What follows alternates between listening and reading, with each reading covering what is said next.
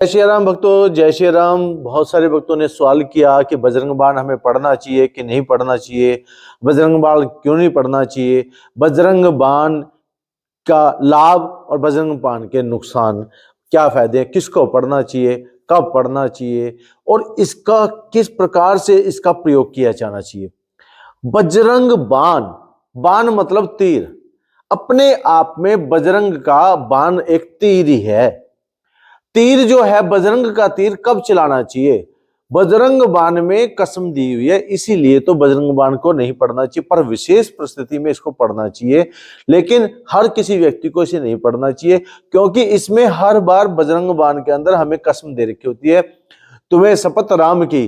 तो शपथ राम की मतलब हम बार बार उनके इष्ट देव की कसम दे रहे हैं, जिससे हम बार बार जब बजरंग बाण पढ़ते हैं तो उसमें श्री राम जी की कसम हनुमान जी को दी जाती है, ताकि हनुमान जी उस काम को करें। जब भी हम किसी को कसम दे करके काम करवाते हैं तो वो कोई खेल में नहीं किया जाता। कसम हम तब देते हैं जब हमें कोई विशेष परिस्थितियों में, कष्ट में हो, पीड़ा में हो या कोई ऐसे बीमारी में हो, तब हमें बजरंग बाण का पाठ पढ़ना चाहिए।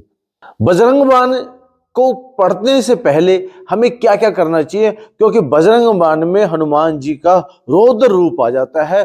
किलों के साथ वज्र और साथ में गदा, दोनों किलों के साथ वो काम करते हैं। वज्र किले मतलब आप ये देखिए, उस वक्त में वो बिल्कुल उस संकट को मारते हैं, क्योंकि उस वक्त पे कसम राम जी की दी होती है। उस वक्त में उस व्यक्ति को, विशेष व्यक्ति को भी दंड देते हैं जिसके प्रति आप बजरंग बाण पढ़ रहे होते हैं। लेकिन ध्यान रखिए, बजरंग बाण पढ़ते वक्त आपको बहुत सारी सावधानियां बरतनी है। बजरंग बाण पढ़ने से पहले आपको हनुमान जी को प्रसन्न करना होता है। हनुमान जी के लिए आपने सबसे पहले 11 पीपल के पत्ते लीजिए, उस पर अष्टगंध शही से जय श्री राम लिखिए, जय श्री राम, जय श्री राम, ऐसा कर करके उन्हें 11 पत्तों को वहां पर विराजमान करें। ये विशेष परिस्थितियों वालों को पढ़ने के लिए कह रहा हूं। उन 11 पत्तों पर 11 दिए जलाएं, 11 दिए जलाएं, और जब 11 दिए जलाएं जैसे दीपावली पर जलाते हैं, तब आपको उन विशेष परिस्थितियों पर उस जो है उस भस्म को तैयार करना है, जो भस्म आपके शरीर पर, आपके रोग पर, आपके कष्ट पर, पीड़ा पर सारा का सारा काम करे। उस प्रकार से आपको करना है। उस 11 और जो पीपल के पत्ते के जो मुंह होंगे वो सामने की ओर होने चाहिए। और आप, हे राम जी, मैं आपसे प्रार्थना करता हूं आप मेरे यहां पर आन विराजें, और साथ में हनुमान जी को लेके आए। ऐसा कह करके आपने एक लाल आसन बिछाना है, और उस लाल आसन पर लाल फूल, सफेद चावल और थोड़ा सा बूंदी का दो लड्डू और एक मीठा पान आपने वहां रखना है। 12 साल का वीर जवान, हाथ में लड्डू, मुख में पान, मेरी मुश्किल करो आसान, जय बजरंगी जय हनुमान, जय बजरंगी जय हनुमान। ऐसा करके 108 बार इस मंत्र का उच्चारण करें, और फिर आप उस पान को उस थाली में सजा के रखें। इसके साथ साथ आपने क्या क्या सामग्री रखनी है, एक नारियल रखना है, बजना नारियल रखना है। और जब ये विशेष परिस्थिति में पढ़ने के लिए, वैसे तो इसे पढ़ना नहीं चाहिए, लेकिन मैं फिर भी बता रहा हूं इसको पढ़ने में क्या क्या फायदे होने वाले हैं आपको। और आपको एक नारियल रखना है, बजना नारियल, थोड़ी सी राई रखनी है, एक जल का लोटा रखना है, और साथ में आपको खुशबू रखनी है, इत्र। जब हनुमान जी आए तो पूर्ण रूप से खुशबू में चारों तरफ का वातावरण आपने बड़ा अच्छा सुंदर बना देना है। आप सोचिए, अब आप हनुमान जी को बुला रहे हैं, लेकिन बुला रहे हैं एकदम से समस्या मत रखिए। आप अपनी समस्या को लिख के रखें, अपनी समस्या को, अपनी प्रॉब्लम को रखें, और प्रभु श्री राम जी से कहें कि हे प्रभु मेरी रक्षा करें, हे प्रभु, हे सीता माता मेरी रक्षा करें। ऐसा कह करके हे श्री राम, सीता माता। आपने देखा हनुमान चालीसा में कहा गया, श्री गुरु चरण सरोज रज निज मन मुकर सुधार, बरनऊ रघुबर विमल जसु जो धायक फलचार। यहाँ जो श्री शब्द कहा गया है हनुमान चालीसा की 13वीं चौपाई में बताया गया है, अस कई श्रीपति कंठ लगावे। श्री का मतलब है सीता माता, और इसीलिए जब आप श्री राम बोलते हैं तो सीता माता के साथ सिया राम अपने आप में हो जाता है। जब आप इस प्रकार से आप वहां पर अनुभव करेंगे, आप देखेंगे कि जब आपने श्री सीता माता को भी निमंत्रण कर दिया, साथ में आप रखें तुलसी का दल, बिना तुलसी के दल के आपकी सारी पूजा व्यर्थ होने वाली है। अब आप यहां देखिए, निश्चय प्रेम प्रतीत ते विनय करे सम्मान, तेही के कारज सकल शुभ सिद्ध करे हनुमान, तेही के कारज सकल शुभ सिद्ध करे हनुमान। अगर आप किसी के लिए शुभ काम के लिए काम कर रहे हैं तो हनुमान जी से सिद्ध कर देंगे। अगर आप किसी का नुकसान के लिए कर रहे हैं, किसी को मारने के लिए कर रहे हैं, किसी को तंत्र क्रिया के लिए कर रहे हैं, तब आप इसका दंड भोगेंगे। क्योंकि ये बजरंग बाण जो है, जब आप इसे अपने तीर पर, तरकस पर से चढ़ा लेंगे, संकल्प लेकर के चढ़ा लेंगे, और जब आप अपनी इच्छा पूर्ति के लिए चढ़ा लेंगे, तो ये तीर एक भयंकर रूप ले लेगा। और इसके अंत में भी कहा गया है, आपने देखा होगा, यह बजरंग बाण जय मारे, ताहे कहो फिर कौन उभारे। पाठ करे बजरंग बाण का, हनुमत रक्षा करे प्राण का। हनुमत आपके प्राणों की रक्षा करेंगे।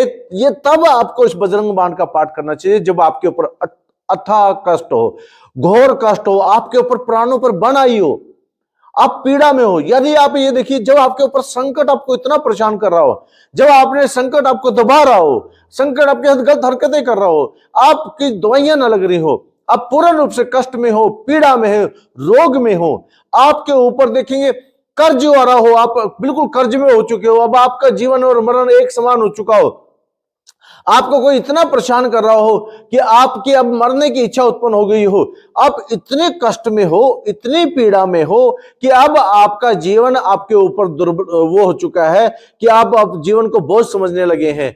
अब आपके पीड़ा में रोग आ गए हैं, कष्ट आ गए हैं, पीड़ा आ गई है, आपका जीवन जो है रोग में हो चुका है, आपकी रिपोर्ट में कुछ नहीं आ रहा, आपके सिर में दर्द रहता है, आपके पेट में दर्द रहता है, आपके भयंकर से भयंकर रोगों ने घेर रखा है।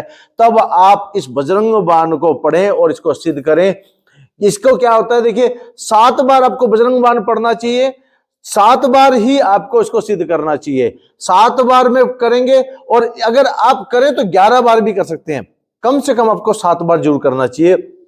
जब आप इस बजरंग बाण का पाठ करेंगे, तो बजरंग बाण का पाठ करने से पहले आपको क्या करना है, संकल्प लेना है कि हे प्रभु, मैं अपना नाम लीजिए, गोत्र लीजिए, मैं संकल्प ले रहा हूं, मैं बजरंग बाण का पाठ पढ़ रहा हूं, मेरी मजबूरी है, कष्ट में हूं, पीड़ा में हूं, बस मेरा ये विशेष काम के लिए मैंने बजरंग बाण का पाठ किया है, मैं किसी का दुख दर्द और किसी को पीड़ा नहीं देना चाहता, सिर्फ संकट के लिए ये मैं बजरंग बाण पढ़ रहा हूं। ऐसा करके आप संकल्प छोड़ दें।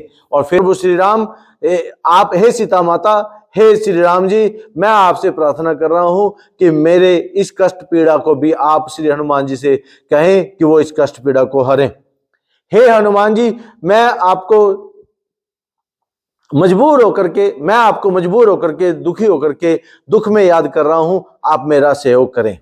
ऐसा कह करके जब आप जल को छोड़ देंगे, जमीन पर छोड़ देंगे, और फिर उस जल को रखें और आप प्रार्थना करें, मेरे इस जल को अभिमंत्रित कर दें, और फिर मेरी इस राई को अभिमंत्रित कर दें, और नारियल पास में जरूर रखें। उस नारियल पर 10 रुपए का नोट बांध कर रखें। और जब आप 10 रुपए का नोट कलावे के साथ बांध के रखेंगे, अब आपने कैसे शुरुआत करनी है इसको देखिए। हनु हनु हनु हनुमंत हटीले, बैरे ही मारू वजर के कीले, गदा विरजले बैरो मारो, महाराज प्रभुदास उभारो। हे महाराज, वो बजर ले आओ, कीले वाला बजर ले आओ, और साथ में गदा ले आओ, और मारो और मुझे उभारो। क्या करके आपने उस बजरंग बाण को सिद्ध करना है। बजरंग बाण के अंदर ये जो पाई है, इसमें कसमें दे रखी हैं, और ये कसम को आपको 7 बार इसको लगातार बजरंग बाण को पढ़ना है। जैसे आपका एक बार बजरंग बाण हो जाए, उसी समय पर आपने राई को ले लेना है, ओम श्री राम दूताय नमः, ऐसे करके उसमें फूंक मार देनी है। ओम श्री राम दूताय नमः, ऐसा करके जल में फूंक मार देनी है। ओम श्री राम दूताय नमः, ऐसे करके उस नारियल के अंदर फूंक मार देनी है। और ऐसा कर करके इस नारियल को रखने, तीनों चीजें रखनी है, और प्रभु से प्रार्थना करनी है कि हे प्रभु, मेरे ऊपर कष्ट है, पीड़ा है, मैं इसलिए श्री बजरंग बाण का पाठ पढ़ रहा हूं। बजरंग बाण, हनुमान चालीसा तो कोई भी पढ़ सकता है, हनुमान चालीसा जो या पढ़े हनुमान चालीसा कोई भी पढ़ सकता है, पर बजरंग बाण केवल विशेष परिस्थिति में होना चाहिए। बजरंग बाण अगर एक बार चढ़ गया तो ये अपना परिणाम लेकर के आएगा। बजरंग का बाण कौन झेल सकता है? बजरंग की शक्ति को झेलने में इस चारों युग में किसी के पास नहीं है। हर एक वो शक्ति चीर करके जाएगी, वो शक्ति संकट को भी मार के आएगी, वो शक्ति हर प्रकार से कील के आएगी, हर प्रकार से आपके घर में दुख, आपके घर से हर एक प्रकार की चीजों को निकाल करके बाहर आएगी। आपने बजरंग बाण तो पढ़ लिया, हनुमान जी को बुला तो लिया, पर हनुमान जी को बिल्कुल भी रुष्ट नहीं करना। हनुमान जी रुष्ट हो जाते हैं अगर आपने ब्रह्मचर्य का पालन नहीं किया। हनुमान जी क्रोधित अवस्था में आ जाते हैं अगर आपने लहसुन प्याज का प्रयोग किया घर के अंदर, और अगर आपने बिल्कुल भी परहेज नहीं किया तो हनुमान जी क्रोधित अवस्था में आ जाते हैं। ये बजरंग बाण आपको उल्टा पड़ सकता है।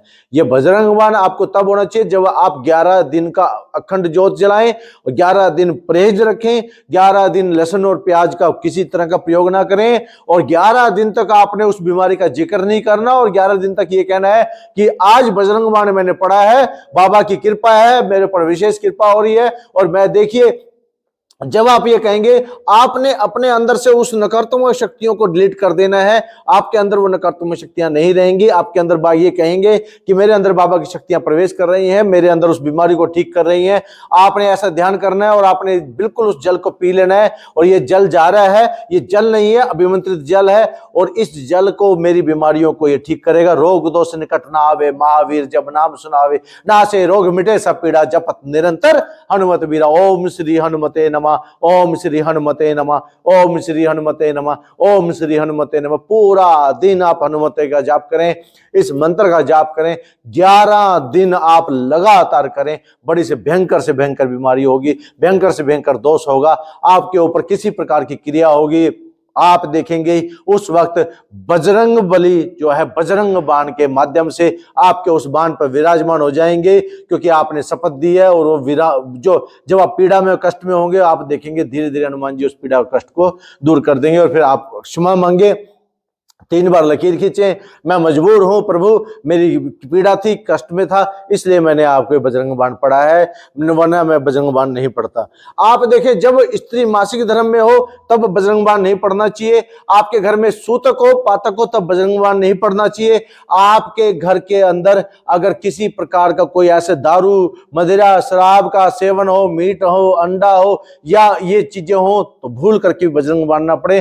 पहले तो क्रोधित अवस्था में है, और ऊपर से फिर वो है, फिर क्या करें, जैसे ही वो जो आपने ज्योत जलाई है, 11 जो ज्योत जलाई है, 11 ज्योत अर्पण की है बजरंग बाण को, वो श्री राम जी के नाम से अर्पण की है, उसको संभाल करके रखें, उस ज्योत के अंदर ले और उस ज्योत को बिल्कुल जलने दे। और जो वो ज्योत की जो स्वाह होती है, उस स्वाह को शरीर पर लगाएं। पहले 1 दिन लगाएं, और फिर उस अगले दिन फिर दूसरे दिन लगाएं, फिर तीसरे दिन लगाएं।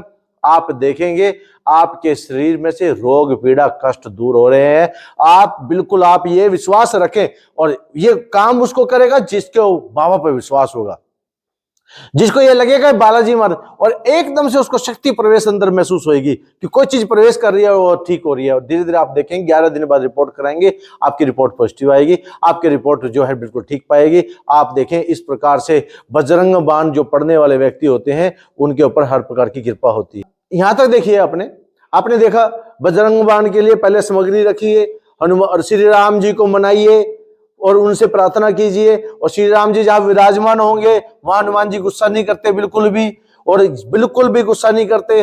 और आप देखेंगे सीता माता को मनाइए, और ध्यान रखिए तुलसी दल जरूर होना चाहिए। अगर हनुमान जी आए हैं, उस भोजन को ग्रहण कर रहे हैं, अगर तुलसी दल नहीं हुआ तो उनकी जो तृप्त है वो तृप्ति नहीं होगी। तुलसी दल से ही तृप्त होते हैं। माता सीता के हाथ से तुलसी दल जब प्राप्त होता है तो हनुमान जी तृप्त हो जाते हैं। इस प्रकार से जब आप बजरंग बाण को पढ़ते हैं, इस बजरंग बाण को पढ़ने के बाद से आप देखेंगे बजरंग बाण की अपार महिमा है। बजरंग बाण को रोज नहीं पढ़ना चाहिए, बजरंग बाण को केवल विशेष परिस्थितियों में पढ़ना चाहिए।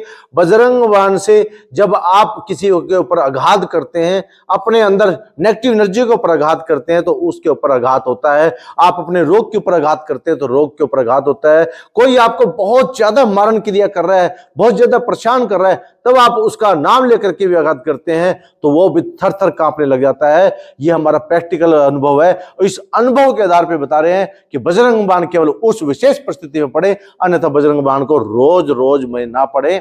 केवल अगर आपको रोज पढ़ना है ना, आप पढ़ते हैं बजरंग बाण, तो केवल दूसरों की भलाई के लिए पढ़े, आप जगत के कल्याण के लिए पढ़े, आप दूसरों के लिए मांगे, फिर आप बजरंग बाण पढ़ सकते हैं। अपने लिए मांगेंगे तो बजरंग बाण आपको रोज नहीं पढ़ना है। जय श्री राम। आशा करते हैं ऐसी जानकारी भरी वीडियो पसंद आएगी। गुरु के धाम यूट्यूब चैनल को सब्सक्राइब करें, इसे लाइक करें, शेयर करें, जन जन तक पहुंचाएं। जय श्री राम बोलो, जय श्री राम।